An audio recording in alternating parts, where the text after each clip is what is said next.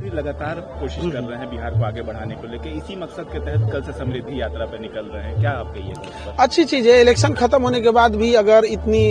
तेजी से तैयारी चल रही है तो ये तो अच्छी बात है स्टेट के लिए। अमूमन ऐसा देखा जाता है कि जब इलेक्शन रहता है तो ही लोग तत्पर रहते हैं, बट इलेक्शन अभी सारा ही खत्म हो गया, अभी 3-4 साल तक कोई इलेक्शन नहीं है। तो अगर समृद्धि यात्रा निकाल रहे हैं तो और अच्छी बात है, वहाँ पे लोगों को रूबरू होंगे, जो समस्याएं हैं उससे डायरेक्ट अवगत होंगे। और बाकी नीतीश कुमार तो बिहार को 20 सालों से चला ही रहे, तो एक एक अधिकारी एक एक क्षेत्र को भली भूति पता है। यहाँ पर थोड़ा सा बिहार के साथ प्रॉब्लम क्या होता है, जो कोई भी मुख्यमंत्री रहेगा, या नीतीश कुमार हो या आगे वाले 10 साल 50 साल बाद जो भी है, उसे एक समस्या ज्यादा फेस करना पड़ेगा कि हमारा टोटल बजट का 18 से 20% ही कैपिटल एक्सपेंडिचर के लिए बचता है, बाकी ज्यादा चीजें रेवेन्यू एक्सपेंडिचर और फिक्स कॉस्ट पे चला जाता है। तो बजट जब छोटा हो जाता है और उस बजट का एक फिक्स हिस्सा है कि आपको ये सैलरी में, ये योजनाओं में चला ही जाएगा, तो इंफ्रास्ट्रक्चर के लिए थोड़ा सा बजट जब कम हो जाता है तो इसके लिए थोड़ा सा सेंट्रल गवर्नमेंट को और अलाइन होकर बेहतर ढंग से थोड़ा बजट देना चाहिए। जैसे सेंट्रल यूनिवर्सिटीज कुछ हो जाए, कुछ सेंट्रल स्कीम के तहत, जैसे एक्सप्रेसवे, जैसे आप देखिए दिल्ली मुंबई हो गया तो राजस्थान से गुजर जाता है, तो ये सब चीजें थोड़ा सा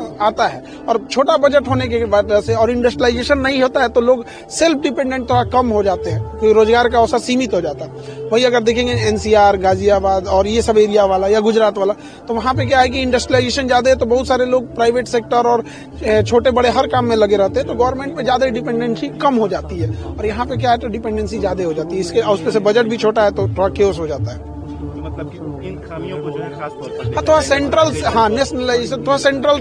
को ये सोचना चाहिए, नीति आयोग को भी सोचना चाहिए यहाँ पे। और दूसरा क्या है, नेचुरल कैलेमिटीज हम लोग के पास ज्यादा है, आधा एरिया बिहार में बाढ़ में डूब गया, तो उसका सेंट्रल एक योजना बना के नेपाल साइड से इनिशिएट करके नेपाल में बांध बना के इस एरिया में ज्यादा बेटर हो, क्योंकि अब नेपाल से कम करने के लिए तो सेंट्रल के पास पावर है, एज ए स्टेट कोई आप इंटरनेशनल उसमें डिसीजन नहीं ले सकते। Thank you.